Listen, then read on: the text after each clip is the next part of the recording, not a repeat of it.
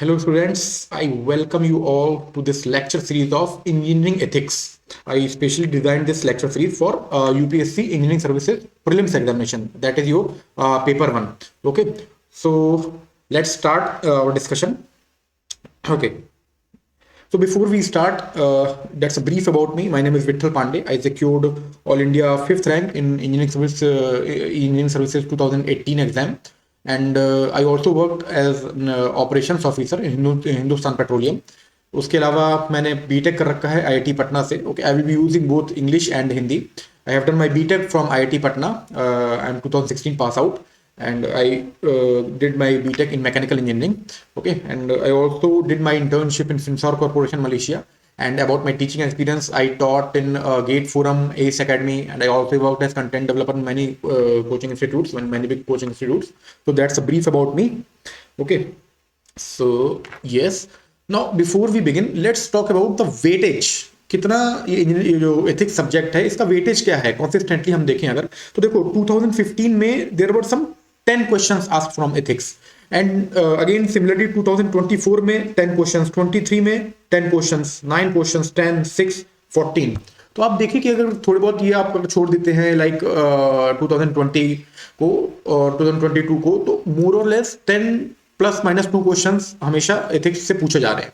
ठीक है, और आप अदर सब्जेक्ट्स को भी उठा के देखेंगे irrespective of whether irrespective of your branch. आप मैकेनिकल से हैं, सिविल से हैं, इलेक्ट्रिकल से हैं. मैंने ऑलरेडी वीडियो बना रखा है कि ये जो आपके जीएस सब्जेक्ट्स हैं ये कैसे कम टाइम में ज़्यादा आपको स्कोर दे सकते हैं. आप दे सकते हैं कि और बहुत सारे सब्जेक्ट्स में like your structural analysis, your refrigeration, air conditioning for mechanical, जिसमें जो टीचिंग आवर्स हैं वो मिनिमम 40-50 आवर्स हैं और बहुत डिफिकल्ट है और इसमें मैक्सिमम क्वेश्चन जो हैं आपके 6-7 पूछे जाते हैं. But ethics and also for other subjects we'll discuss how they are important. Okay, so that's the weightage of ethics.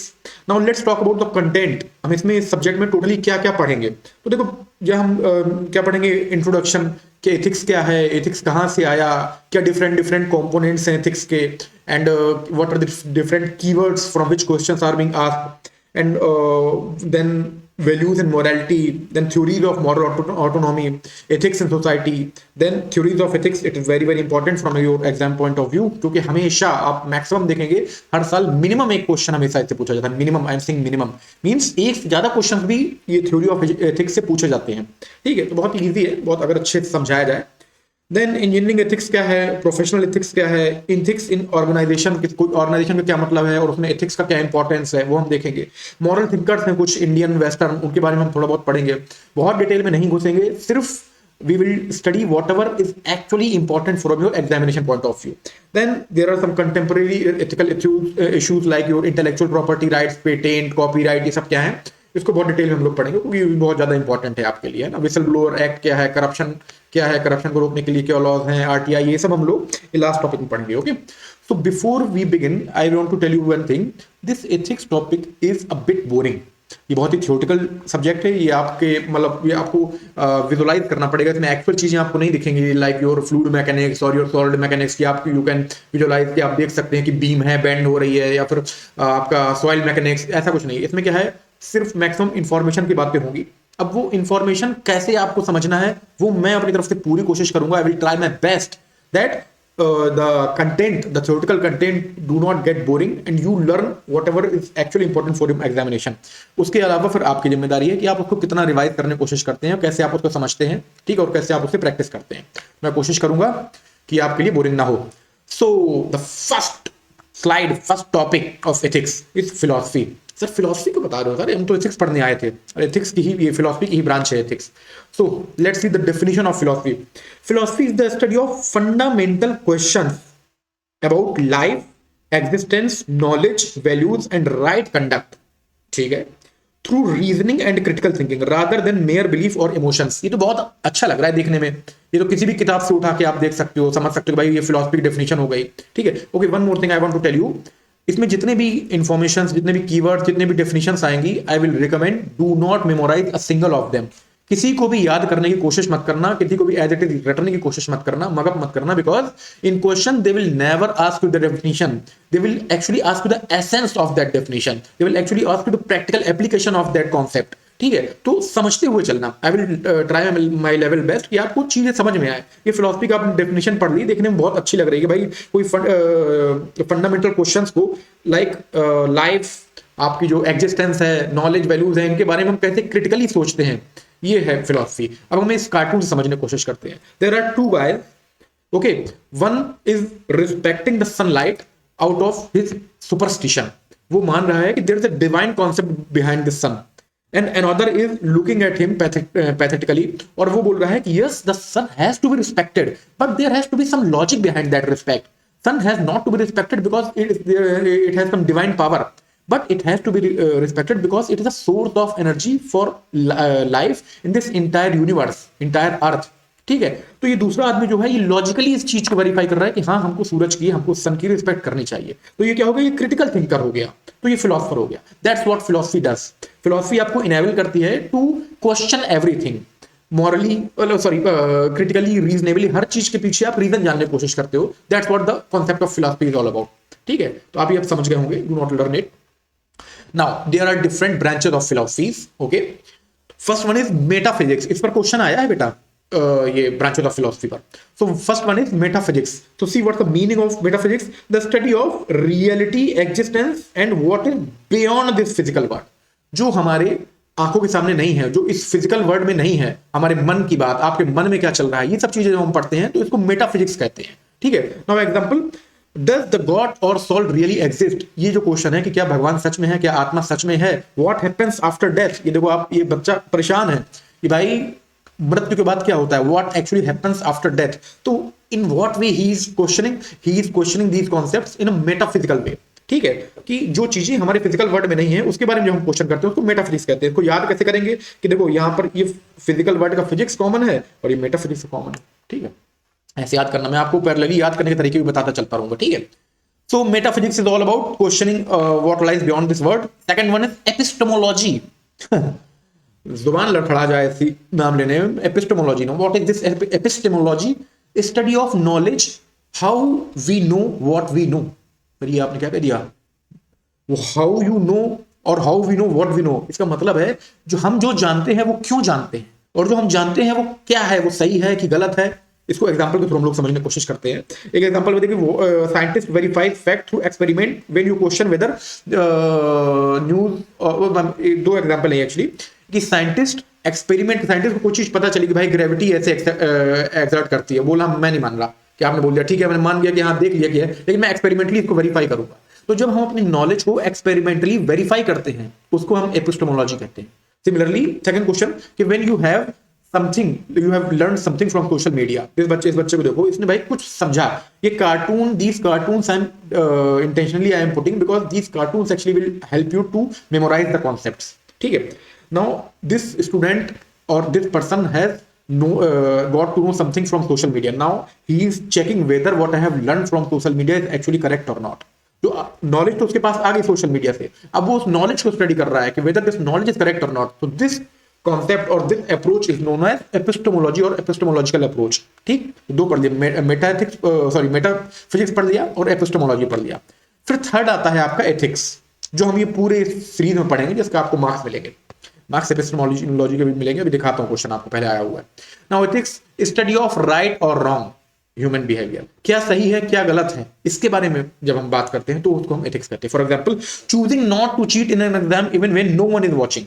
इस बच्चे को देखो, ये अकेला बैठा है, सब लोग एग्जाम देके चले गए, टीचर बाहर चला गया चैटिंग करने फोन पर, अब बगल में इसके दोस्त की आंसर शीट रखी हुई है, अब ये चीटिंग करना चाहता है। अपने आप से पूछेंगे कि यार ये चीटिंग करना सही है कि नहीं। Whether this cheating when no teacher is watching, when no other student is watching, there is no CCTV camera, now this act of cheating will be good और बैड। तो जब ऐसे कोई सोचता है उसको हम एथिक्स कहते हैं।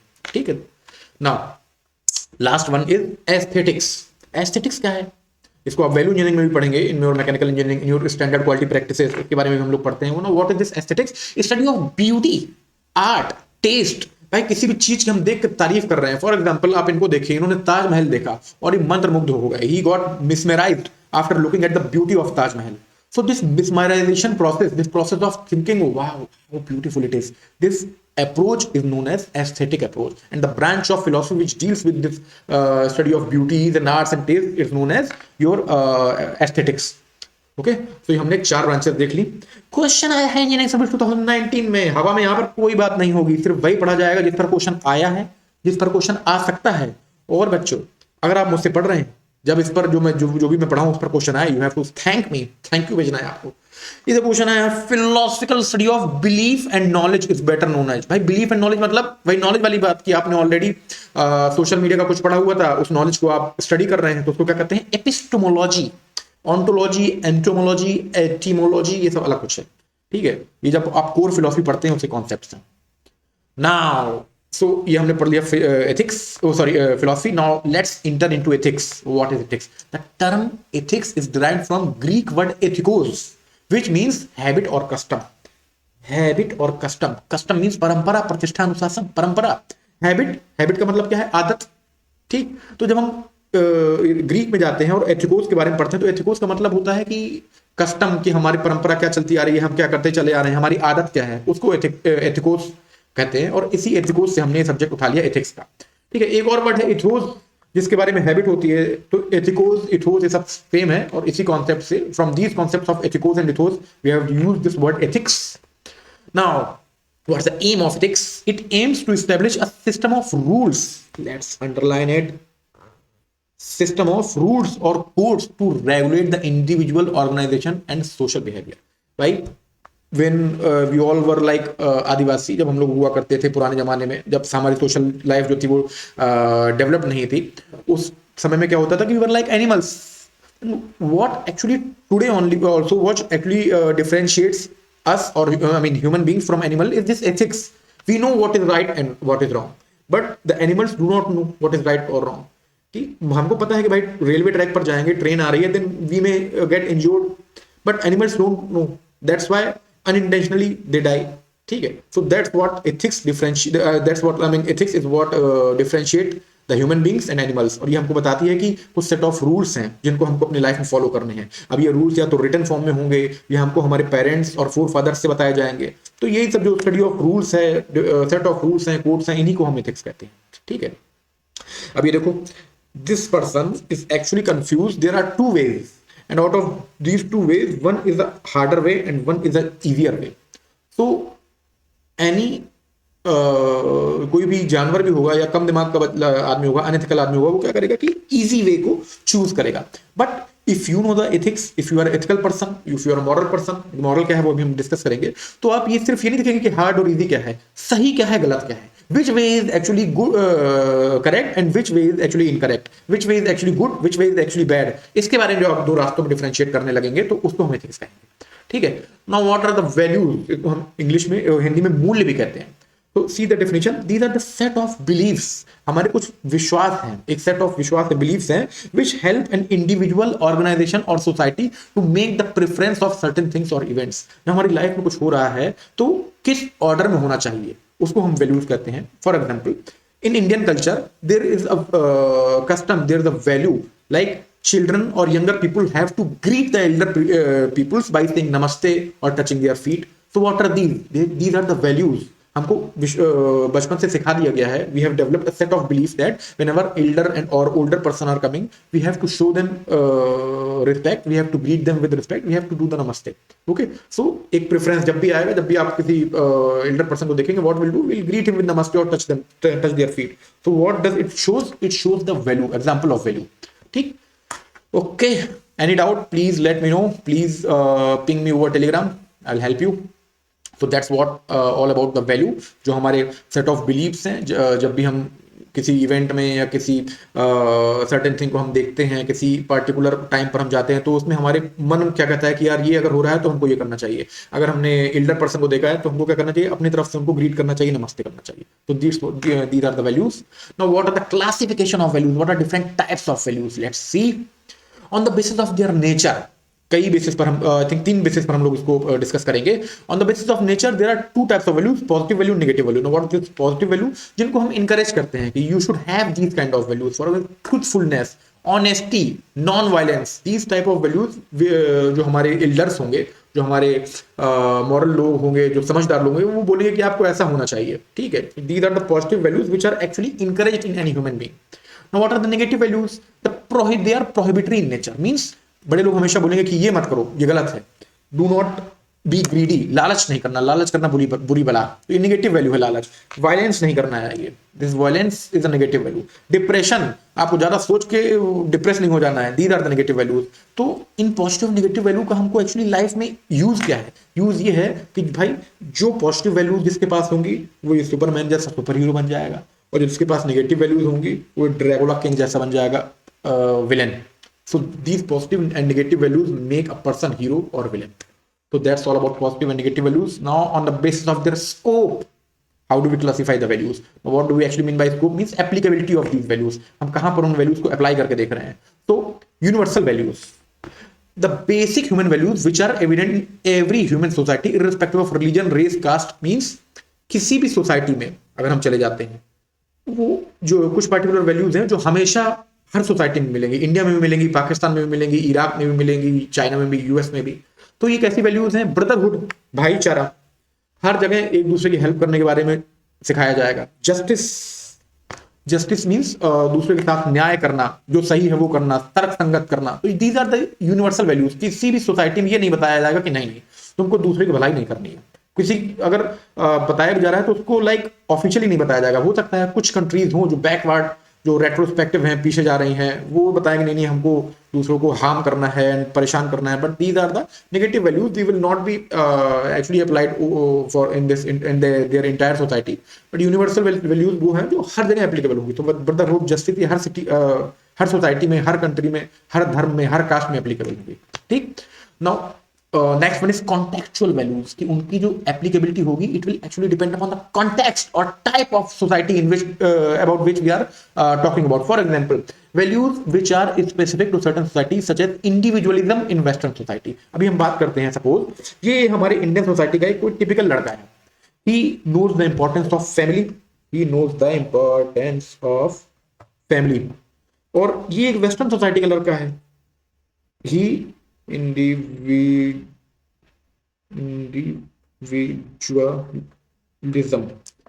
वेस्टर्न सोसाइटीज में लाइक यूरोप, यूएस, इसमें क्या है कि the teenager guys they actually prefer to live alone, but it's actually not applicable in our Indian society, ठीक है। अभी due to westernization this concept is going I mean it's being encouraged. People are actually talking about please my life my rules, please give me some personal space। ये सब अंग्रेजों के चोचले हैं, ये हमारी इंडियन सोसाइटी के लिए वैल्यूज नहीं है, ठीक है। बट अब अगर हम इस इंडियन टिपिकल इंडियन पर्सन की बात करें या इस वेस्टर्न की बात करें, ये इसको इंडिविजुअलिज्म पसंद है, इसको फैमिली लाइफ और अफेक्शन, इमोशंस, ये सब पसंद है, फिर भी एक पर्टिकुलर वैल्यू होगी जो इन दोनों को पसंद होगा, दैट इज योर ब्रदरहुड। भाईचारा will be left by both, ठीक। तो these are the universal values, these are the contextual values. Do not learn it, just try to understand, because question आएगा, समझ नहीं आएगा अगर आप याद करके गए तो। Now on the basis of directionality, और डायरेक्शनलिटी क्या है भाई? एक्सट्रिंसिक और इंस्ट्रूमेंटल वैल्यूज होता है, और एक आपका इंट्रिंसिक वैल्यू होता है। डायरेक्शनलिटी मतलब कि क्या वो वैल्यू वहीं पर खत्म हो गई, या फिर वो वैल्यू एक नेक्स्ट वैल्यू को की तरफ इशारा कर रही है कि आप अगर ये करोगे तो आपको वो मिलेगा। Let's try to understand very simple language. Extrinsic और इंस्ट्रूमेंटल वैल्यूज क्या है, ये आपको दोनों याद रखने हैं, एक्चुअली दोनों कीवर्ड्स पर क्वेश्चन आते हैं। Values which are not the end in itself and they lead to some other values. For example, helping others lead to happiness, ठीक है। आप अगर किसी की हेल्प कर रहे हो, it's a good value, it's a positive value, but is it the end itself? No. आप किसी की हेल्प क्यों कर रहे हो? There can be many different reasons to get the fame, जो आजकल बहुत सोशल मीडिया में लोग कर रहे हैं, रील बनाते हुए, देखिए मैंने कंबल बांटा गरीबों को। So that can be one type of motivation. Next हो सकता है कि फॉर योर इनर पीस और योर हैप्पीनेस, और you are doing it for respect from your elders, कि भाई हमारा लड़का बहुत अच्छा है, देखो दूसरों की मदद करता है। So these are the extrinsic और instrumental values which actually are possessed और which actually are perform to gain और गेट सम नेक्स्ट वैल्यूज, ठीक है। So helping others lead to happiness, truthfulness leads to inner peace. आप सच क्यों बोलते हो? क्योंकि आपके मन को आत्मा को शांति मिलती है, ठीक। आपको मन, आपके मन, सॉरी मन क्या, मन को शांति मिलती है। आप या फिर आप सच के बोलते हो क्योंकि आपके फैमिली खुश होती है, आपको फैमिली में रिस्पेक्ट मिलती है. So these truthfulness and happiness, these are not sorry helping others, truthfulness, these are not the end value, they are the actually extrinsic values. Now आप देख सकते हो the person is helping other, why he is helping. इधर यहाँ पर यहाँ camera लगा होगा, वो रहा वेब कैम, वो देखिए आपका वीडियो रिकॉर्ड हो रहा था, या तो ये बोलेगा, या फिर ये बोलेगा कि my parents are looking at, या फिर किसी मैडम को रिस्पेक्ट करने को, सॉरी अटेंशन सीख करने की कोशिश कर रहा है कि देखिए मैं कितना अच्छा इंसान हूँ. तो these are the extrinsic values. ठीक, अब हम अगली की ट्राई करते हैं. ओके, नाउ कुछ ये याद रखने लायक वैल्यूज हैं जो डायरेक्टली क्वेश्चंस में आ जाती हैं कि आपको जो इनमें से कौन सी एक्सट्रिंसिक और इंस्ट्रूमेंटल वैल्यूज हैं. तो honesty, hard work, discipline and responsibility. ऐसे और भी आप अपनी तरफ सोच सकते हो. जब भी क्वेश्चन आए, you have to think whether honesty is the end value. Why is anyone being honest? To for inner peace, for happiness, to avoid the punishment, कुछ भी हो सकता है. हार्ड वर्क कोई क्यों कर रहा है? To get the fame, to get the success, और टू इम्प्रेस एनीवन. तो these are the extrinsic values. आप खुद से पूछोगे कि ये वैल्यू क्या एंड है, या फिर इस वैल्यू के थ्रू किसी नेक्स्ट वैल्यू को पा सकते हैं. So you will understand what the extrinsic and intrinsic value. Intrinsic क्या है हम देखते हैं. तो आप ये दोनों याद रखिएगा, extrinsic value and instrumental value. ठीक है, दोनों एक ही है. Now next one is intrinsic और टर्मिनल वैल्यू. टर्मिनल, ये नाम सुना सुना लग रहा है sir, Indira Gandhi terminal. Yes, ये एंड है, इसके आगे फ्लाइट आपकी नहीं जाएगी. तो आपको जो वैल्यू की ट्रेन है, it stops here, it doesn't go beyond this. So values which are the end in itself. For example happiness, inner peace, self respect, comfortable life. आप कंफर्टेबल लाइफ चाहते हो, ये आपकी एंड वैल्यू है. इस comfortable life को चाहने के लिए, पाने के लिए आपको क्या करना पड़ेगा? ट्रूथफुलनेस होना पड़ेगा, ऑनेस्ट होना पड़ेगा. ठीक है, you have to help others, hard work, ये सब करना पड़ेगा ताकि आपको ये एंड और टर्मिनल वैल्यू मिल जाए, ताकि आपको ये हैप्पीनेस मिल जाए, इनर पीस मिल जाए. These are the intrinsic or terminal values. For example, just look at this beautiful Indian sadhu. He has got the inner peace. Now nothing matters in his life. इसको inner peace मिल चुकी है. अब ये कुछ भी जाएगा, even if he is angry, और sorry, even if he is hungry, इसने खाना नहीं खाया, और even there is no water, इसने पानी नहीं पिया, फिर भी the inner peace will not fade away. inner peace फिर भी रहेगी. ये होती है इंट्रिंसिक वैल्यू, जो प्राप्त हो चुकी है और इसके आगे जाया नहीं जा सकता है. ठीक, इस साधु ने तपस्या की, ही हैज वर्क हार्ड. तो वर्क हार्ड क्या हुआ? Extrinsic value. To get the inner peace, तो इनर पीस क्या हुई? आपकी इंट्रिंसिक वैल्यू. ठीक है, तो these cartoons will actually help you to remember these difficult concepts. I will also recommend you after ये गोइंग थ्रू दीज लेक्चर, तो just किसी भी कोचिंग इंस्टीट्यूट का या कोई भी टेक्स्ट बुक का एथिक्स का आप खोल के देखिएगा कंटेंट. इतनी डिफिकल्ट लैंग्वेज में लिखा हुआ है कि आपका माइंड गोल गोल घूमने लगेगा, समझ में नहीं आएगा कि इसको क्वेश्चन में कैसे अप्लाई करना है. Okay, so these are your intrinsic और terminal values. You have to remember happiness, freedom, social recognition, prosperity. खुद से आप पूछिए कि हैप्पीनेस ये इंट्रिंसिक है एक्सट्रिंसिक है. आपको पूछेगा कि हैप्पीनेस मतलब आप खुश हो. क्यों खुश हो? कुछ अगला पाने के लिए नहीं, एंड है. आप खुश रहना चाहते थे, इसलिए आपने कुछ किया है. आप आजादी चाहते थे, फ्रीडम चाहते थे, that you wanted freedom, that's why you have applied और अडॉप्टेड सम एक्सट्रिंसिक और योर इंस्ट्रूमेंटल वैल्यूज. ठीक है, तो इंट्रिंसिक टर्मिनल वैल्यू याद रहेगा, एक्सट्रिंसिक इंस्ट्रूमेंटल वैल्यूज याद रहेगा. Engineering 2025 ESE 2025. Oh my God. Self respect, family happiness, comfortable life, professional growth and recognition. ये क्या है? एक्सट्रिंसिक है, इंट्रिंसिक. रटना नहीं है आपको, खुद से you have to ask yourself कि सेल्फ रिस्पेक्ट क्या आपको कोई टर्मिनल वैल्यू, मतलब आप कुछ, you have to do something to maintain your self respect. You have to do something to ensure the family happiness. You have to work hard. You have to be truthful. You have to be honest. जब आप ये सब करेंगे तब आपके परिवार में खुशहाली का माहौल रहेगा. ठीक, whenever you will do these things, work hard, truthfulness, honesty, integrity, brotherhood, ये वो ईना मीना डीका, तब आपको ये कंफर्टेबल लाइफ मिलेगी. So these are what? Intrinsic values और extrinsic values. These are the intrinsic और terminal values. Oh my god, सब terminal values is this much. तो देख रहे हो क्वेश्चन में कभी इंट्रिंसिक बोल देगा, कभी टर्मिनल बोल देगा. इसके पहले भी क्वेश्चन पूछे गए हैं, and in those question the examiner has used extrinsic और इंट्रिंसिक. अब इसमें टर्मिनल और इंस्ट्रूमेंटल यूज कर लिया. तो answer is a, Agra. English 2023. Which of the following statement is not correct regarding human values? ठीक है, देखो भाई, पढ़ो. Human values mean an inbuilt mechanism which distinguish the right from wrong. Okay, Value provide us with a unique personal and moral template that we use subconsciously to assess and judge the intentions actions of others and ourselves. मतलब हमारे subconscious mind में है जिसमें हम पता करते हैं कि भाई इसके इंटेंशन एक्शंस क्या है। ठीक है, ये भी सही है भाई। वैल्यू से हम लोग पता करते हैं, हमारे मतलब माइंड में चल रहा है कि अगर हमसे कोई हंस के बात कर रहा है तो वो क्या चाह रहा है, अगर हमसे कोई उदास होकर बात कर रहा है means he is asking for some help. Next one is value serves as a process of becoming in the sense of transformation of level of consciousness to purer higher level। देखो ये सब कुछ हो सकता है समझ में ना आए, तो आप जब कोई स्टेटमेंट समझ में नहीं आ रहा है, बहुत हैवी स्टेटमेंट हो, तो आप पहले चारों स्टेटमेंट पढ़ो। कुछ स्टेटमेंट ऐसा होगा, one statement be something like आप देख के बोल दोगे okay yes it's very incorrect, but still what option C is trying to say is कि वैल्यूज के थ्रू हम लाइफ में साइकोलॉजिकली डेवलप करते हैं कैसे चीजें हमारे कॉन्शियस माइंड से सबकॉन्शियस माइंड में जाती हैं।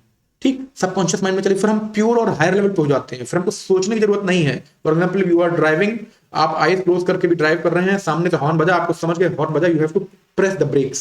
ठीक, तो दीज आर योर प्योर और हायर लेवल। तो वैल्यूज हमको इसमें हेल्प करती हैं। Yes, they actually help us. Now the values are essential objective while skills are subjective. भाई what do we actually mean by objective? Objective means something which is black and white, means we can differentiate values as good values or bad values. No, this is not good or this is not correct. Why? Because stealing is bad, but we have to see the context. In what context actually we are talking about the stealing?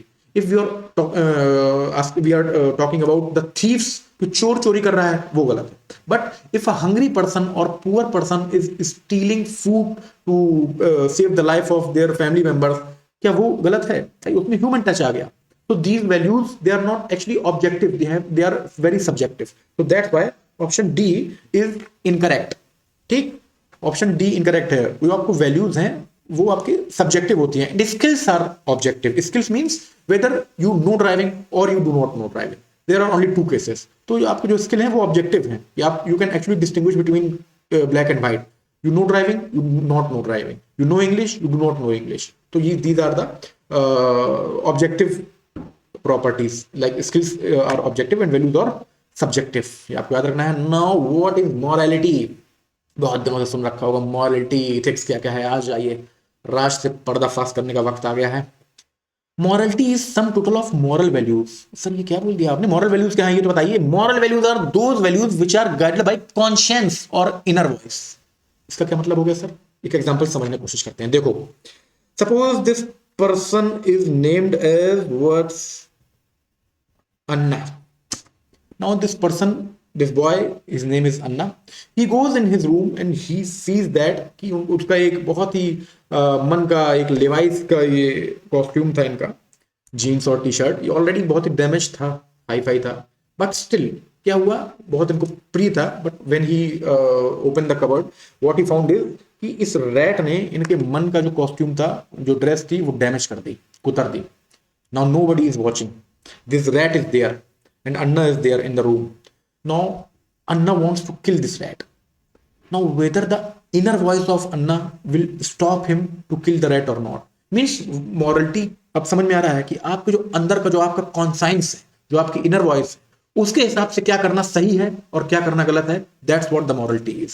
ठीक, this might be different from ethics, this might be different from laws. भाई वो कमरे में अगर कोई अकेला है, चूहा है वहां पर, कोई वहां पर कैमरा नहीं लगा है, there no any person to implement the animal laws, तो चाहे तो मार सकता है इस चूहे को। But does his inner voice allow to kill this rat? So when we talk about these concepts are nothing but morality और moral values।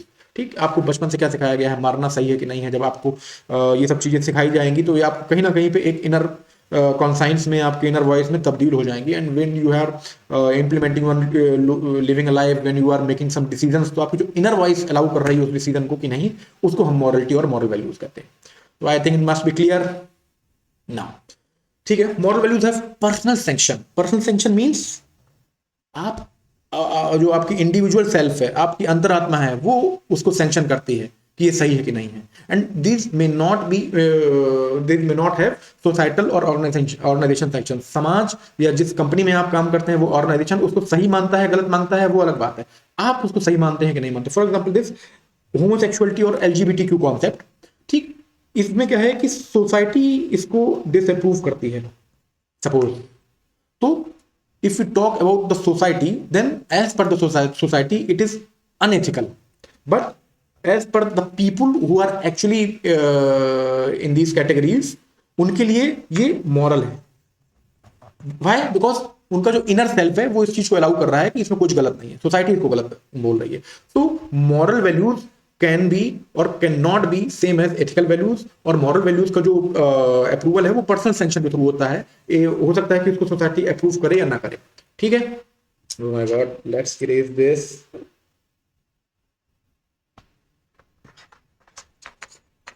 Okay. They help the individual to make the preferences about what is good and bad, what is right and wrong. ये तो हम लोग समझ चुके हैं कि भाई इंडिविजुअल को ये समझाएगा कि क्या सही है क्या गलत है मॉरल वैल्यूज के थ्रू. अब मॉरलिटी वर्सेस एथिक्स ये ऑलरेडी हमने थोड़ा बहुत समझ लिया है, तो हल्का हल्का देखेंगे. Morality is followed because the person believe that it is the right course of action. आपका इंडिविजुअल सेल्फ बोल रहा है कि वो सही है कि नहीं है. Ethics is followed because society ने बोला हुआ है कि वो सही है कि नहीं है. तो ठीक है, तो इसमें यहाँ पर पर्सन अंडरलाइन हो जाएगा और यहाँ पर सोसाइटी अंडरलाइन. और these moralities actually enforce by your personal conscience. आपके अंदर अंतरात्मा उसको बोलती है सही है कि नहीं है. And society your ethics is enforce by your external authorities like laws और ऑर्गेनाइजेशन, जो उसको बोलती है कि सही है कि नहीं है. Believing that lying is wrong, ये आपका अंतरात्मा बोलती है कि भाई झूठ बोलना गलत है. लेकिन अगर आप वकील हैं, if you are lawyer, then आपको जो प्रोफेशनल एथिक्स है वो बोलेगा कि नहीं, आपको you have to save the client, so you have to lie. ठीक है. तो as for lawyers lying is not bad, but उस लॉयर की भी अंतरात्मा में आप जाके देखेंगे तो वो अंतरात्मा कहीं बोल रहे हो my god how bad you person are. ठीक है. Now ethical dilemma. So ethics morality समझ में आ गई आपको. नो कोई भी डाउट हो तो you have to reach me through Telegram. Telegram details के जो है आपको यहाँ पर प्रोवाइड करवा दूंगा.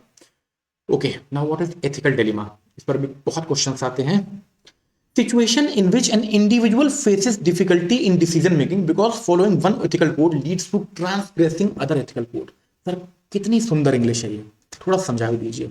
मीन्स जब आदमी को दो सही रास्ते के बीच में एक रास्ता चुनना है, ठीक, या फिर दो गलत रास्ते के बीच में एक गलत रास्ता चुनना है, दोनों गलत है, कौन सा कम गलत है वो चुनना है, तो इसको हम एथिकल डिलेमा कहते हैं. ठीक है. It requires a choice between competing set of principles of involve external और professional rules. इसका एग्जाम्पल हम लोग समझते हैं एक बार. Union Carbide case, Bhopal gas tragedy पर एक वेब सीरीज बनी थी railway man. I think most of you would have seen. If not seen please watch it for refreshment. ये है this person, this employ. He is a very honest and very committed to the department, very committed to the organization. Now, but when he sees that the organization is not paying enough attention to the safety of society, तो अब उसके पास दो रास्ते हैं. Whether he wants to, whether he can leak this information to the public domain that this organization is not paying enough attention to the safety of society.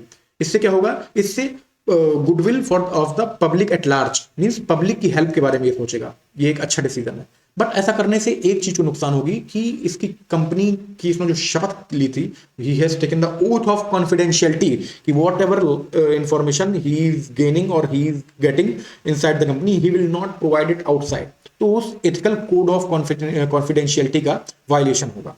तो इसके समझ गए आप.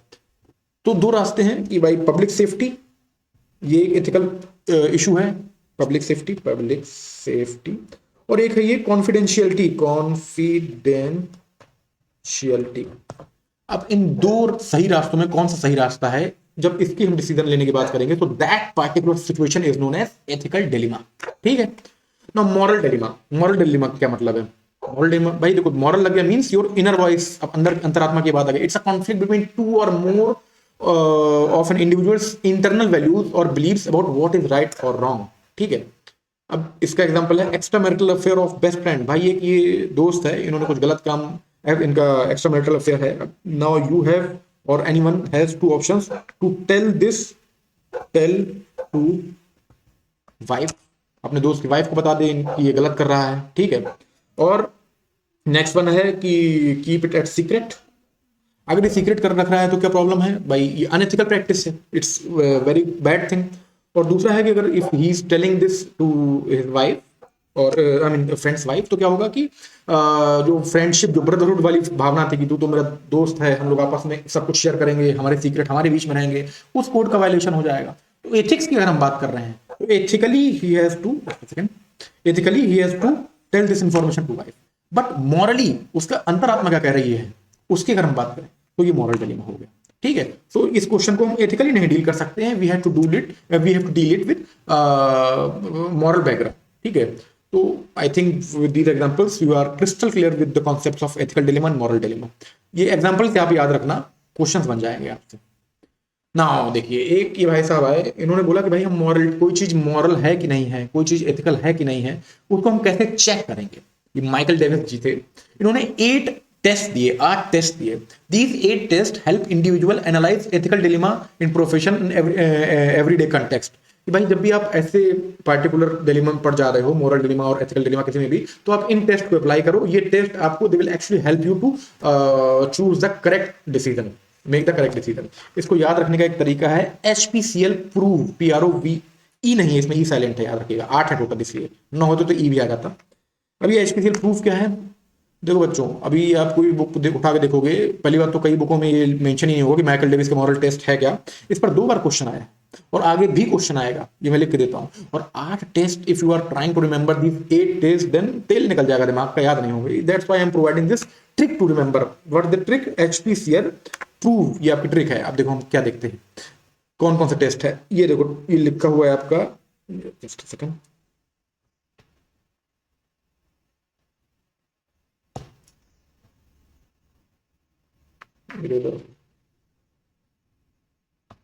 ओह माय गॉड, टेक्नोलॉजी टेक्नोलॉजी यार, बहुत problem है इसमें। तो भाई क्या है कि ये टोटल 8 टेस्ट हैं। कौन कौन से टेस्ट हैं? HPCL proof, H stand for harm test, कि आप जो भी एक्शन ले रहे हैं क्या वो किसी को हार्म पहुंचा रहा है। P stand for publicity test, कि जो आपने डिसीजन लिया वो जब पब्लिक डोमेन में आएगा तो लोगों को क्या रिएक्शन होगा, लोग कैसे आपको जज करेंगे, इसके बारे में सोचिए। कलीग टेस्ट, कि जो आपने किया है वो आपको जो कलीग्स हैं वो आपके बारे में क्या सोचेंगे कि भाई तुमने बहुत अच्छा काम किया, भाई तुमने बहुत गंदा काम किया, ये आपसे एक्सपेक्टेड नहीं था। तो ये होगा colleague test. Next one is legality और डिफेंसिबिलिटी टेस्ट। डिफेंसिबिलिटी ये भी याद रखना, HPCL के चक्कर में डिफेंसिबिलिटी ना भूल जाना है, क्वेश्चन में आता है। मीन्स जो आप करना चाह रहे हैं, वेदर इट इज लीगल और not, whether it is approved और सैंक्शन बाय द लॉज और नॉट। ठीक है। नेक्स्ट वन इज प्रूव का P, प्रोफेशनल टेस्ट, की is it acceptable by professional governing organization. For example, आप if you are वकील, if you are a lawyer, तो आप you have must be a member of bar council, whatever you are doing whether it will be approved by the bar council or not. तो आपने जो भी professional organisation join कर रखी है वो ऑर्गेनाइजेशन आपका इस डिसीजन को अप्रूव करेगी कि नहीं करेगी, इसके बारे में भी आप सोचिए। Now next one is reversibility, कि आप सामने वाले की जगह अपने को रख के सोचिए। ठीक है, और अपनी जगह सामने वाले को रख के सोचिए कि अगर would I accept the same decision if role is reversed, अगर मेरी जगह ये होता और ये मेरे साथ ऐसा करता तो क्या वो सही होता कि नहीं होता। Next one is organisation test, कि हम जो भी कर रहे हैं वो हमारी ऑर्गेनाइजेशन एक्सेप्ट करेगी कि नहीं करेगी। Whatever I am doing as a railway person, whether this decision will be approved by railways conduct rule और not. Next one is virtue और वाइस, मीन्स वर्चू का मतलब होता है एक आदर्श। ठीक है, कि वर्चुअस पर्सन मीन्स एक बहुत ही बुद्धिमान और बहुत ही आदर्शवादी पर्सन। कि अगर मेरी जगह पर महात्मा गांधी होते, मेरी जगह पर नेताजी सुभाष चंद्र बोस होते, या कोई भी विवेकानंद जी होते, एक आदर्शवादी पुरुष होता, तो वो क्या डिसीजन लेता। ठीक, तो ये 8 हो गए, याद रखने का तरीका है। HPCL prove, PROV, harm test, publicity test, colleague test, legality और defensibility test, professional test, reversibility test, organisation test and virtue और वाइस रिलेटिव टेस्ट। ठीक है, यार ये याद रख लेना, जरूरी है एग्जाम के लिए। Engineering 2022, which one of the following is not Davis 8 moral test. हवा निकल जाएगी अगर आपको याद नहीं है तो। ठीक है, तो आपको क्या करना है, HPCL प्रूव का कॉन्सेप्ट लगाना है। HPCL में H तो आ ही गया था, V से वर्चू हो गया, P से प्रोफेशनल टेस्ट आ गया। एक्सेप्टेबिलिटी टेस्ट नहीं है, नहीं तो एक्सेप्टेबिलिटी टेस्ट होता तो क्या होता है, HPCL प्राव हो जाता, O की जगह। That's why B is the answer. Acceptability test is not the part of your Michael Davis 8 moral test. 2024 में भी क्वेश्चन पूछा गया है। क्वेश्चन भाई साहब हर 1-2 साल में आते हैं, 2025 में शायद नहीं आया था, 26-27 में आने की पूरी उम्मीद है। Which one of the following tests are suggested by philosopher Michael Davis that rely on common sense morality but also मतलब माइकल डेविस के कौन कौन से टेस्ट हैं, उसमें 8 टेस्ट लिख दिए, बताओ भाई साहब। याद होगा तो कर लोगे। देखो भाई, HPCL, H, P हो गया, DL सेम था, लीगलिटी और डिफेंसिबिलिटी टेस्ट, रिवर्सिबिलिटी, वर्चुअल और वर्चू टेस्ट। ठीक है, professional test, colleague test, organisation, तो पहला ही ऑप्शन है HPCL प्रूफ, याद रखिएगा। एथिकल एंड मॉरल ऑटोनॉमी, ठीक है। यहां तक हम लोगों ने जो कॉन्सेप्ट पढ़े, although my speed is a bit fast, ठीक है।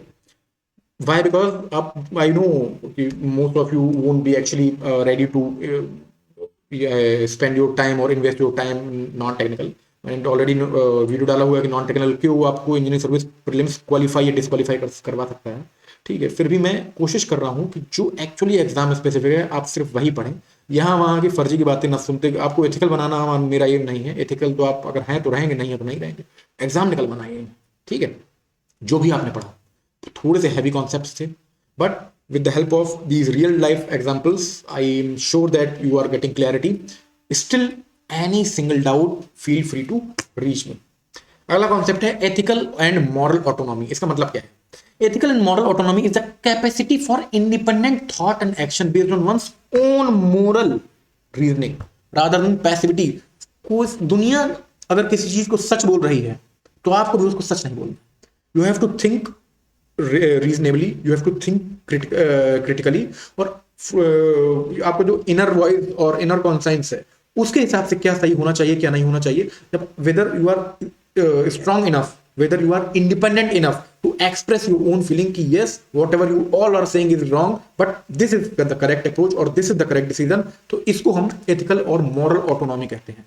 ये आप ऐसे याद रखिएगा, boss is not always right attitude होता है, ठीक। बॉस या उनके सीनियर हमेशा ही बोल रहे हैं कुछ, सपोज कि you have to perform this act, you have to take this decision, but you have to oppose them if the decision is not correct और डिसीजन इज अनएथिकल, इमोरल, कि सर आप गलत हैं।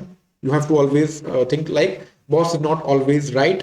आप जो डिसीजन लेंगे वो अगर आपका मॉरल कॉन्साइंस सपोर्ट कर रहा है, वो अगर सही है, उसके बेसिस पे आप डिसीजन लेने में सक्षम है, समर्थ हैं, और बॉस को बोल रहे हैं कि नहीं आप गलत डिसीजन ले रहे हैं, तो इसको हम एथिकल और मॉरल ऑटोनॉमी कहेंगे।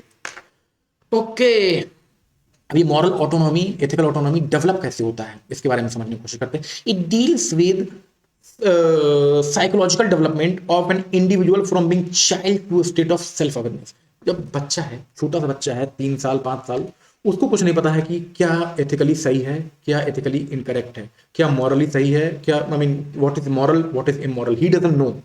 No, if he doesn't know then how will we know, how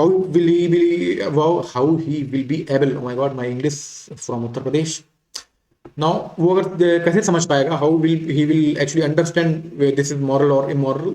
उसके जो पेरेंट्स होंगे, उसके जो गार्जियंस होंगे, वो they will develop these moral values और ethical values in that child, और उसके बेसिस पर उसकी एक साइकोलॉजिकल डेवलपमेंट होगा, और फाइनली जब वो एडल्ट होगा 18 साल का 20 साल का, तब वो एक सेल्फ अवेयर पर्सन होगा, और फिर जो उसकी डिसीजन लेने की क्षमता होगी वो अपने हिसाब से लेगा। वो मम्मी पापा को बोल देगा माह लाइफ माह रूल्स, मैं अपने हिसाब से लूंगा। उस समय अगर वो मॉरल निकल गया तो उसके बाद माता पिता को जब बोला जाएगा कि यस आपने बहुत अच्छी परवरिश की, you have raised a good individual, and if not then people will say, society will say you have not given him और हर द गुड वैल्यूज। तो इसके बेसिस पे हमको समझ में आता है कि जो मॉरल ऑटोनॉमी पहले नहीं होती है, ये लाइफ में धीमे धीमे डेवलप होती है, मॉरल ऑटोनॉमी और एथिकल ऑटोनॉमी। और कैसे होती है, एक साइकोलॉजिकल डेवलपमेंट प्रोसेस है। क्यों इतना ज्यादा मैं समझाने की कोशिश कर रहा हूँ, क्योंकि इस पर क्वेश्चन आते हुए हैं। देयर आर 3 थ्योरीज, यहाँ पर एक मेन एक्चुअली 3 मेन थ्योरीज हैं जो बताती हैं कि हाउ दीज एथिकल और moral autonomy develop in an individual. Lawrence Kohlberg theory, Carol Gilligan theory and Abraham Maslow theory, ठीक है। इन दोनों पर क्वेश्चन आ चुके हैं, 2 बार आ चुके हैं। अब्राहम मास्लो पर अभी तक नहीं आया है, आने की पूरी उम्मीद है, देखते हैं। कोहलबर्ग थ्योरी क्या कहती है, इंडिविजुअल प्रोग्रेस थ्रू 6 स्टेजेस। जब एक बच्चा एडल्ट होने तक, सेल्फ अवेयर होने तक, टोटल 6 स्टेज ऑफ डेवलपमेंट को क्रॉस करता है, और ये 6 stages of development can be categorised into 3 levels. Conventional level, pre conventional level, conventional level and post conventional level, ठीक। अब ये क्या है समझने की कोशिश करते हैं। Younger children make judgment based upon the consequences, whether older children, whereas older children make judgment based upon the intuition। Means जब बच्चा छोटा है तो जो भी डिसीजन लेगा he will make the decision based on the consequence, कि इस डिसीजन का कॉन्सिक्वेंस क्या होगा। फॉर एग्जाम्पल, भाई एक ही पर्सन अंधेरे में खड़ा हुआ है रात में, दूसरा वाला बच्चा आके उसको बोल रहा है कि आओ लेट्स डू स्टंट करते हैं, तो ये बच्चा क्या बोलता है, अब्बा नहीं मानेंगे। Papa will scold. Okay, so he is taking the decision not to do the stunt based on what? Based on the consequences of those decision. कि अगर हमने ये stunt मारा और बाबा ने देख लिया तो क्या होगा? रात बन जाएगी आज मेरी। अब वो बच्चा बड़ा हो गया, 18 साल की बात कर रहे हैं। अब ये सेम वही अंधेरे वाला बच्चा आया, अंधेरे में बोलता है let's do stunt. Now he will take decision according to his own conscience, moral autonomy उसके अंदर डेवलप हो गई। अब ये बोलेगा कि नहीं, मैं ये स्टंट नहीं मारूंगा रात में बिकॉज इट्स डेंजरस। अब उसको पापा का डर नहीं रहा, अब उसको अपने खुद के शरीर के बारे में डर है। तो इस तरीके से जो टोटल डेवलपमेंट हुई, इसमें ये टोटल 6 स्टेजेस में डेवलप हुई और 3 लेवल्स हैं, pre conventional, conventional, post conventional. ठीक है, ये 6 स्टेजेस ऑफ डेवलपमेंट है, इतना ज्यादा याद रखने की जरूरत नहीं है, बट स्टिल आपके सिलेबस में लिखा हुआ है तो बता देता हूँ। स्टार्टिंग में बच्चा जब प्री कन्वेंशनल लेवल में एज जब उसकी 3 से 7 साल होती है, let's change the colour to red one, 3 to 7 years age, पहला क्यों डिसीजन लेता है वो? To avoid the punishment. फिर और थोड़ा बड़ा होता है बच्चा, 5 साल का होता है, फिर डिसीजन क्यों लेता है? सेल्फ इंटरेस्ट, कि मैं एक काम करता हूँ, ये घर साफ कर देता हूँ, मम्मी आएगी टॉफी देगी, अपने बारे में सोच रहा है वो। ठीक है, अब बड़ा और बच्चा और बड़ा हो गया, कन्वेंशनल लेवल की उसमें थिंकिंग आ गई, 8 से 13 साल की उम्र। ठीक, अब उसमें क्या है? गुड बॉय एटीट्यूड, कि अगर मैं ये करूंगा तो मेरे घर वाले मुझे गुड बॉय बोलेंगे, सोसाइटी मुझे गुड बॉय बोलेगी, मेरी तारीफ होगी, लोग मुझे ध्यान देंगे, अटेंशन सीख करने की कोशिश करेगा। Next one is law and morality. अब जब वो 13 साल 14 साल का होने लगा तो अब ये समझ में आ गया उसको कि नहीं, मैं चोरी नहीं करूंगा क्योंकि कानूनन ये जुर्म है, उठा के ले जाएगी जेल में पुलिस। पापा ने इतना डरा दिया कि जेल में डाल दिए जाओगे, अभी भेज दूंगा पुलिस, बाल सुधार गृह। तो लॉ एंड ऑर्डर और मॉरलिटी के डर से और मॉरलिटी से इन्फ्लुएंस होकर वो अपने डिसीजन लेने की कोशिश करेगा। नो एडल्टहुड, अब 18 साल से ऊपर का बच्चा हो गया, सोशल कॉन्ट्रैक्ट के बेसिस पे अब डिसीजन लेगा। सोशल कॉन्ट्रैक्ट मींस कि मैं अगर करूंगा तो यार सोसाइटी एक्सेप्ट करेगी मुझे कि नहीं करेगी। अगर मैं चोरी करता हूं अब उसको लॉ का डर नहीं है कि यार जेल तो हुआ आएंगे, लेकिन सोसाइटी मुझे चोर चोर चोर कह के बुलाएगी। Social contract. फाइनल ये निर्वाणा मोड उसको प्राप्त हो गया। प्रिंसिपल, उसने अपनी जिंदगी के सिद्धांत बना लिए कि lying is bad, stealing is bad, going alone at night is bad. तो उसने जिंदगी के अपने सिद्धांत बना लिए, and he will act about those, he will act as per the principles of these, I mean the life principle whatever he has made. तो ये टोटल 6 स्टेजेस हैं, इनको 3 लेवल में डिवाइड किया गया है, pre conventional, conventional, post conventional. ठीक है, ये किसने बोला था? ये कोहलबर्ग ने बोला था। ठीक है, नेक्स्ट आते हैं कैरोल गिलिगन थ्योरी। ठीक है यार, थोड़े से नाम डिफिकल्ट हैं but you have to remember. Gilligan भाई ने क्या किया कि भाई, सबसे पहली बात तो ये भाई नहीं बहन थी। ठीक, तो सब ये she got angry on Kohlberg, और इन्होंने बोला कि तुमने जो भी बताया है सब मेल स्पेसिफिक बताया है, कि तुमने ये जो भी अपने माइंड में रख के बोला, ये बोला है कि भाई आदमी जैसे जैसे बड़ा होता है वो क्या करता है, ये बताया कि भाई वो लॉ अवॉइड करेगा, social contract, good boy attitude, ये बॉय बॉय का लगा रखा है, गर्ल्स का नहीं। तो कैरोल गिलिगन जी ने कहा कि आपका जो कॉन्सेप्ट है वो फीमेल थिंकिंग प्रोसेस को नहीं दिखाता है, हम दिखाएंगे। क्या दिखाया इन्होंने? कि 2 लेवल ऑफ थिंकिंग होती है सोसाइटी में, care based and justice based. Justice based जो है मोस्टली मेन में है, केयर बेस्ड दूसरों का ध्यान रखना, दूसरों की केयर करना, ये जो इमोशनल कॉन्सेप्ट है ये विमेन में होता है। ठीक है, इन्होंने बताया कि देखो वेमेन होगी, उससे अगर पूछा जाएगा कि व्हाट इज गुड और बैड, वो ये नहीं बताएगी कि भाई गुड क्या है बैड क्या है, वो ये बताएगी मेरे फैमिली मेंबर्स के लिए, मेरे नॉन पीपल के लिए क्या गुड है क्या बैड है, उनकी केयर मैं कर रही हूँ। उसके बेसिस पर वो डिसाइड करेगी what action is immoral, what action is moral. ठीक, मुझे कुछ नहीं पता, मुझे अपना बच्चा जीतता हुआ देखना चाहिए, एक माँ बोलेगी। That's what the care economy is और care ethics is all about, Carol Gilligan ji ने बोला था। इन्होंने 3 लेवल दिए, again you do not have to remember. Pre conventional level, pre conventional level means इसमें क्या होगा? The person in this stage cares for one self to ensure survival. कि इसमें जो लेडी है वो सिर्फ अपने बारे में सोचेंगी, माई लाइफ माई रूल्स, मेरा इंस्टाग्राम अकाउंट है, तुमने मेरा पासवर्ड कैसे मांग लिया। ये प्री कन्वेंशनल लेवल है।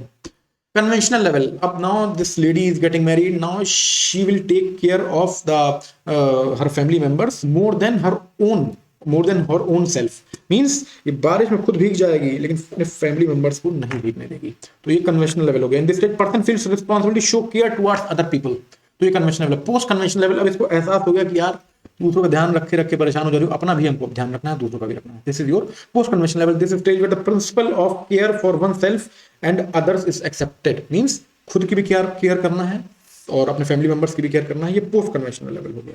इतना कुछ जानने की जरूरत नहीं है, ठीक है, कि ये पोस्ट कन्वेंशनल क्या है, प्री कन्वेंशनल क्या है। बस ये थोड़ा बहुत याद रखना है कि कैरोल गिलिगन लेडी थी, वो नाराज हो गई थी इनसे, अपने कोहलबर्ग जी से। उन्होंने बोला क्या बॉय बॉय लगा रखा है, हम अपना केयर एथिक्स का कॉन्सेप्ट देंगे।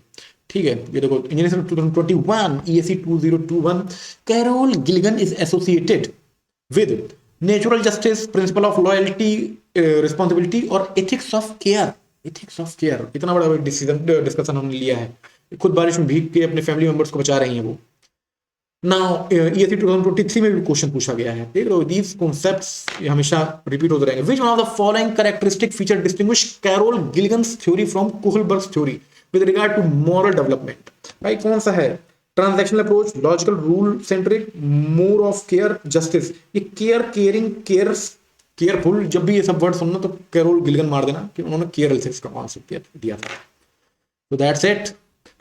अगला है लास्ट है इसमें थ्योरी, अब्राहम मैस्लोज थ्योरी। ठीक है, अब्राहम मैस्लो की थ्योरी क्या कहती है? It is called the theory of needs. इसने बोला है कि जैसे जैसे हमारे अंदर मॉरल डेवलपमेंट कैसे होता है, the morality develops inside a person based on the needs. Means person has different levels of needs, और जब एक उसकी लेवल की नीड फुलफिल हो जाएगी, after that he will approach next level. तो समझने की कोशिश करते हैं। Human motivation and behaviour is based on pyramid of 5 level of needs with lower level having need to. इसका मतलब है कि टोटल 5 लेवल ऑफ नीड है, और जब नीचे की नीड फुलफिल हो जाएगी किसी पर्सन की, then only he will develop the need for the next level. ठीक है, इसको समझने की कोशिश करते हैं। These are the 5 levels of need. इसको याद करने की थोड़ी सी जरूरत है, क्योंकि डायरेक्टली अभी तक अब्राहम मैस्लो की थ्योरी पर ही क्वेश्चन नहीं आया है। क्वेश्चन बनेगा तो क्या बनेगा कि which of the following is not among the 5 levels of needs as per Abraham Maslow theory. बस यही पूछेगा, कुछ नहीं पूछेगा। तो याद रखना, फर्स्ट लेवल इज साइकोलॉजिकल। जब बच्चा छोटा होता है तो उसके सॉरी फिजियोलॉजिकल। जब बच्चा छोटा होता है तो उसको फिजियोलॉजिकल नीड्स होती हैं, like food, water, shelter, warmth, गर्मी चाहिए, खाना चाहिए, पानी चाहिए, घर चाहिए, इस टाइप की। जब घर भर ये सब कुछ मिल गया, ठीक है, अब अगला उसको क्या चाहिए? अब सिक्योरिटी चाहिए। कैसी सिक्योरिटी? सेफ्टी, एम्प्लॉयमेंट, एसेट, अपने खुद की प्रॉपर्टी हो, एम्प्लॉयमेंट हो, सेफ्टी, सेफ महसूस करे वो सोसाइटी में। Next one is social. अब उसके पास सेफ्टी भी आ चुकी है, अब उसके पास अपने खुद का घर है, खाना है, सब कुछ। अब क्या कहे? अब पड़ोसी में ताका झाकी करने की कोशिश करेगा। Social, family, friendship, intimacy, belonging, means relationship develop करेगा। फैमिली में ताका झाकी, सॉरी पड़ोस में ताका झाकी करेगा, लोगों से दोस्ती करेगा। कब? जब उसके पास खुद का घर है और खाना पीना सब कुछ है। ठीक है, उसके बाद हो गया स्टीम। अब उसके पास दोस्त भी बन चुके हैं, रिलेशनशिप है, सब है। अब क्या है? उसको सेल्फ वर्थ। अब सब कुछ जब मिल गया, तब वो बैठ के सोचेगा कि मैं हूं क्या, मेरी औकात क्या है, मेरी सेल्फ वर्थ क्या है। So the self worth, accomplishment, confidence, ये जो बड़ी बड़ी बातें वो करेगा। वो कब करेगा? जब उसके पास अपनी खुद की गर्लफ्रेंड, बॉयफ्रेंड है, उसको फैमिली वाले हैं, चाहने वाले, खुद के घर में बैठा है, खाने पीने को रोटी वोटी मिल जा रही है। ठीक है, सेल्फ एक्चुअलाइजेशन, जब सब कुछ मिल गया, फिर उसने अपनी औकात और सेल्फ वर्थ बना ली, तब उसको इनर फुलफिलमेंट मिला कि आज मेरे पास सब कुछ है। ठीक है, तो इस तरीके से मॉरल डेवलपमेंट होता है कि लाइक आपके पास जब फूड है, अब आपको सेफ्टी चाहिए, तो आप देखेंगे कि सेफ्टी पाने के लिए क्या मॉरल तरीका है, क्या इमोरल तरीका है, उसके बेसिस पे आप नेक्स्ट लेवल पार किया। जनरली आजकल क्या हो रहा है कि बाय बर्थ आपको, स्टूडेंट्स को, ये फिजियोलॉजिकल नीड फुलफिल हो गई, सिक्योरिटी नीड फुलफिल हो गई, आपके पेरेंट्स नहीं कर दी। अब आपको क्या करना है? आपने सबसे पहले जैसे ही आपने फेसबुक अकाउंट किया, आपने रैंडम सर्च करना शुरू किया, आपने सोशल कॉन्टैक्ट बनाया, रिलेशनशिप में घुसने की एक्सट्रीम तीव्रता आपके अंदर आ गई। अब जब ये सब कुछ हो गया और आपको छोड़ के चले गए आपके पार्टनर, फिर उसके बाद आप देख रहे हैं मेरी औकात क्या है, आपका कॉन्फिडेंस हिल चुका है। अब आप कहते हैं कि नहीं, मैं कुछ कर गुजरूंगा, तब आप इस स्टीम नीड में घुसे। और अगर आप कुछ कर गुजरे तो आपका सेल्फ एक्चुअलाइजेशन हो गया, इनर फुलफिलमेंट आ गया। आप नहीं कुछ कर गुजर पाए तो आपकी अरेंज मैरिज कर दी गई, इनर फुलफिलमेंट तो आपको उसमें भी प्राप्त हो गया। कोई नहीं, ये भी तो कोई बुरी औरत नहीं है या बुरा पर्सन नहीं है।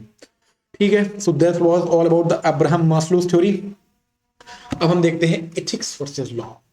हो सकता है थोड़ा थोड़ा हैवी हो रहा हो, you can have the water. 1 घंटे का हम पूरा ये लेक्चर करेंगे, उसके बाद हम आगे प्रोसेस करेंगे। Ethics versus law. एथिक्स और लॉ का क्या रिलेशन है? क्या जो एथिकल है वो हमेशा लीगल भी है? क्या जो लीगल है वो एथिकल भी है? ये हम समझने की कोशिश करते हैं। तो देखो, एथिक्स और लॉ को कंपेयर करते हैं। Definition: ethics are the moral principle that govern a person behaviour और कंडक्ट इन सोसाइटी। सोसाइटी में मॉरली क्या सही है और क्या गलत है, आपका इनर कॉन्साइंस क्या कह रहा है, आपके जो पेरेंट्स हैं उनके हिसाब से वो क्या सही है क्या गलत है, इसके बारे में आपका बात करेंगे, तो ये एथिक्स हो गई। लेकिन लॉ मतलब कानूनन। अब सपोज आपके एथिक्स कहते हैं कि यार चोरी करके भी तो बड़ा आदमी बना जा सकता है, आपके फैमिली मेंबर भी रेडी हो गए कि हाँ यार हर्षद मेहता ने भी तो यही किया था, बट वो इलीगल था। Means it was not actually allowed as per the formal rules of the government or the organization. Law and order के खिलाफ था वो, तो इसलिए वो इलीगल पाया गया. तो what is ethical may not be legal. ठीक है, तो ये समझ गए लॉ क्या है, जो फॉर्मल रूल्स है जो गवर्नमेंट वगैरह ने बनाया हुआ है. सोर्स क्या है भाई एथिक्स का? एथिक्स का सोर्स है moral value, culture, society. Law का सोर्स क्या है? पार्लियामेंट, गवर्नमेंट, एडमिनिस्ट्रेशन, ये सब लॉ बनाती हैं. इन्फोर्समेंट कौन भाई? इन्फोर्समेंट एथिक्स को और मॉरलिटी को कौन इन्फोर्स करता है? आपका इनर सेल्फ या आपकी सोसाइटी, आपके फैमिली मेंबर्स. ठीक है, ये आपको इन्फोर्स करते हैं कि नहीं नहीं आप जो कर रहे हो वो गलत है. ठीक, आप जो कर रहे हो गलत है और आप जो कर रहे हो इलीगल है. इन्हीं दो के बीच में डिफरेंस है एथिक्स और लॉ का. ठीक, तो आपको जो इनर कंसाइंस उसको अलाउ कर रहा है कि नहीं कर रहा है, वो आपका सोर्स डिसाइड करेगा कि ये एथिक्स से डील कर रहा है, आई मीन एथिकल है कि अनएथिकल है.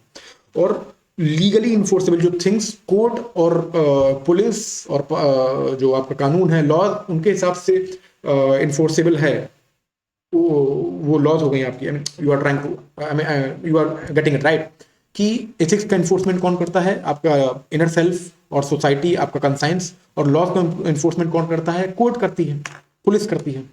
फ्लेक्सिबिलिटी, एथिक्स जो है वो चेंज हो सकती है. आज आप कह रहे थे कि यार झूठ बोलना गलत बात है, कल आपने देखा कि यार झूठ बोलने से हमको 50 लाख रुपए मिल रहा है, तो आपने बोल दिया कि नहीं नहीं झूठ बोलना गलत बात तो है लेकिन उतना भी गलत नहीं है. Telling a lie is bad but not that much bad. ठीक, तो फ्लेक्सिबल रूल है ये. Rule you have changed according to your own wish. But law is more rigid. Means police कभी नहीं बोलेगी कि ठीक है चोरी करना गलत है लेकिन चलो तुमने किया चलो माफ किया. नहीं नहीं, रूल इज अ रूल. ठीक, they are rigid, they do not change generally unless legislatively उसको चेंज किया जा रहा है. Example, helping the poor, telling the truth, being honest, ये सब एथिक्स है. Paying tax, following traffic rules और चोरी न करना, नॉट कमिटिंग थेफ्ट, ये सब क्या हो गया? ये लॉ से इफेक्ट, आई मीन लीगल चीजें हैं. अब हम देखते हैं कि कैसे एथिक्स और लॉ आपस में ओवरलैप करते हैं. ठीक, तो एथिक्स और लॉ का ये रिलेशन है. ठीक, I mean what I am trying to say is there are some things which are governed by law but not ethical, and there are some things, these things which are governed by ethics but not legal, and thirdly there are something which are legal as well as ethical. समझ रहे हो? उसको example समझने की कोशिश करते हैं. ये हाईलाइट हो गया भाई साहब. क्या है ये? कि ये वो these are the things which are legal, which are covered by the law but not ethical. For example, this apartheid law of South Africa जो पहले था, वहां पर कानून था कि white people and black people will live each other, black people will not touch the white people. This was the law in South Africa. So social segregation of black under apartheid regime of Africa. तो वहां पर ये कानूनन सही था कि black people will not touch और will not come in contact with the white people, but ethically correct incorrect था. Why? Because this racial discrimination is unethical और इमोरल. ठीक है, तो ये लीगल था लेकिन अनएथिकल था. अब अगला है जो एथिकल है लेकिन लीगल नहीं है. आपने 2023 की न्यूज देखी होगी सोशल मीडिया में. Amethi man who rescued sarus crane gets UP forest department notice. Why? Because as per law आप जो भी स्पेसीज हैं, इंडेंजर्ड स्पेसीज हैं या कुछ स्पेसिफिक स्पेसीज हैं, उनको आप you can not keep these species in your house as pet. आपको तुरंत जब वो स्पेसीज जब भी आपको मिल रही है तो you have to inform the forest department. So what this person actually did was he found an injured sarus crane and he took this sarus crane to his home, took care of it, and finally this crane वो ठीक हो गई. और लेकिन तब तक क्या हुआ? एज पर एथिक्स उसने सही किया कि sarus crane was injured and he helped an injured animal or injured bird. तो ethically it was correct, but it was not correct as per the law. Why? Because law के तहत उसको घर नहीं ले जाना था, उसको ले जाना था आपके फॉरेस्ट डिपार्टमेंट के पास. लेकिन जब तक वो फॉरेस्ट डिपार्टमेंट तक पहुंचता वो सारा स्क्रीन हो सकता है it might have died. So this is ethical but illegal. ठीक हो गया? अब हो गया भैया ये आपका ये जोन आपका है killing someone. Ethically it is incorrect to kill someone, legally also it is incorrect to kill someone. तो ये आपका वो जोन ओवरलैप जोन आ गया बिटवीन लॉ एंड एथिक्स. इससे ज्यादा easy example और practical example और easy language में no one can teach you. ये थी 2018. What is legal may not always be ethical. अभी हमने देखा है social segregation of black people in South Africa. तो ये हो गया आपका सही. Ethical standard and laws share the same theme. What is permissible and impermissible means ethics के हिसाब से भी हम दो चीजों में मतलब एथिक्स के हिसाब से भी हम ये बताते हैं कि क्या सही है क्या नहीं है, और लॉज के हिसाब से भी हम बताते हैं क्या सही है क्या नहीं है। तो ये स्टेटमेंट भी सही है, लेकिन this is not the correct explanation of the first statement. ठीक है, तो आंसर विल बी बी। ठीक है, व्हाट इज लीगल में नॉट बी एथिकल, ये सही है अपने आप में, सेकंड भी सही है, लेकिन ये एक दूसरे का एक्सप्लेनेशन नहीं है। अब हम अगला टॉपिक शुरू करेंगे, ethics in society. Okay, so that's all about this. Now we'll start this next concept in our next lecture. Thank you so much.